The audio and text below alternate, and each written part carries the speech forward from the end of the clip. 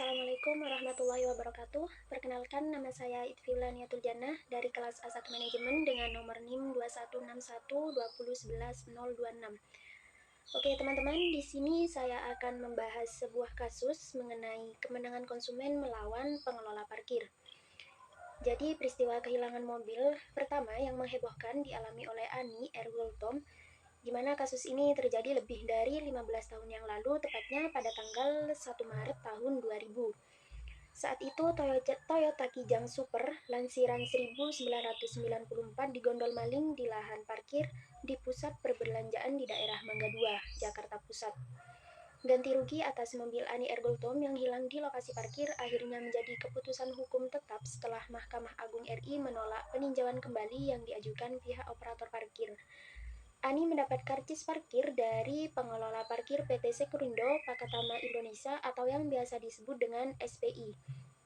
Seusai belanja, Ani yang ketika itu berbelanja bersama anaknya, yaitu Hontas Tambunan, kaget mengetahui mobil bernomor polisi B255 SD itu raib.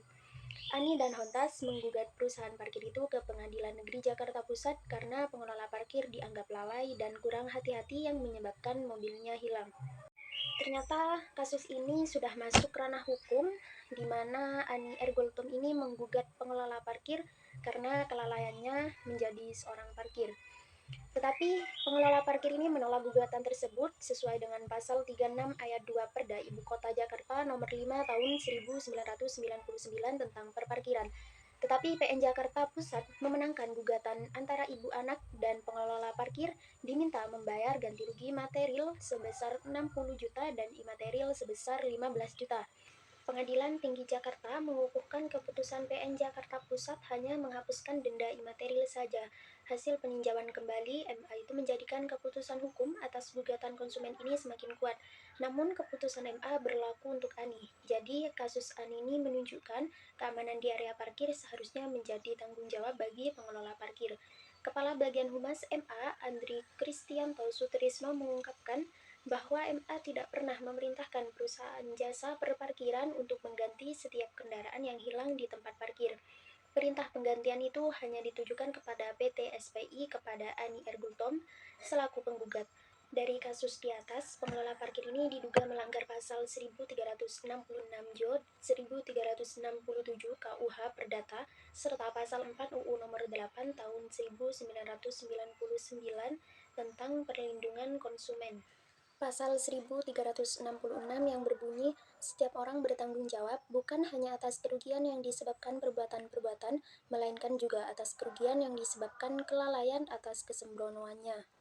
Pasal 1367 yang berbunyi, seseorang tidak hanya bertanggung jawab atas kerugian yang disebabkan perbuatannya sendiri, melainkan juga atas kerugian yang disebabkan perbuatan-perbuatan orang-orang yang menjadi tanggungannya, atau disebabkan barang-barang yang berada di bawah pengawasannya.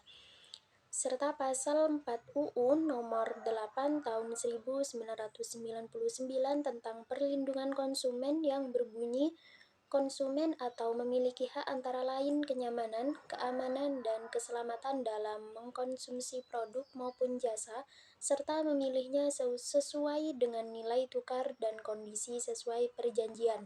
Selain itu, berdasarkan putusan MA nomor 3416/PDT/1985 disebutkan bahwa kegiatan usaha parkir merupakan perjanjian penitipan barang sehingga hilangnya barang atau kendaraan pemilik sebagai pengguna jasa parkir menjadi tanggung jawab pengelola parkir. Jadi, tempat parkir umum ini merupakan perjanjian penitipan barang, oleh karena itu hilangnya kendaraan milik konsumen menjadi tanggung jawab bagi pengelola parkir. Menurut Undang-Undang Nomor 8 Tahun 1999 tentang Perlindungan Konsumen, yang menjadi permasalahan adalah adanya tulisan yang berbunyi, segala kehilangan atau kerugian adalah tanggung jawab pemilik dan bukan tanggung jawab pengelola parkir. Hal ini merupakan salah satu klausula baku yang dilarang berdasarkan pasal 8 ayat 1 Undang-Undang Nomor 8 Tahun 1999 tentang Perlindungan Konsumen. Oleh karena itu, pengelola parkir wajib menjaga keamanan kendaraan milik konsumen saat di area parkir yang dikelolanya dan wajib mengembalikan kepada konsumen dalam keadaan semula. Jadi dari kasus yang tadi saya bahas, itu merupakan kasus yang terbilang cukup besar karena kasusnya sudah dibawa ke ranah hukum, di mana si pengguna jasa parkir ini menggugat pengelola parkir karena kelalaiannya dalam menjalankan tugasnya, sehingga pengelola parkir ini dikenakan denda imaterial sebesar 15 juta dan denda material sebesar 60 juta. Tetapi Pengadilan Tinggi Jakarta mengukuhkan keputusan PN Jakarta Pusat sehingga hanya menghapuskan denda imaterialnya saja. Baik, terima kasih kepada teman-teman sekalian yang sudah menyimak penjelasan dari saya mengenai kasus yang berkaitan dengan perlindungan konsumen. Bila ada salah kata, saya memohon maaf yang sebesar-besarnya. Wallahul muwaffiq ila aqwamit thoriq. Wassalamualaikum warahmatullahi wabarakatuh.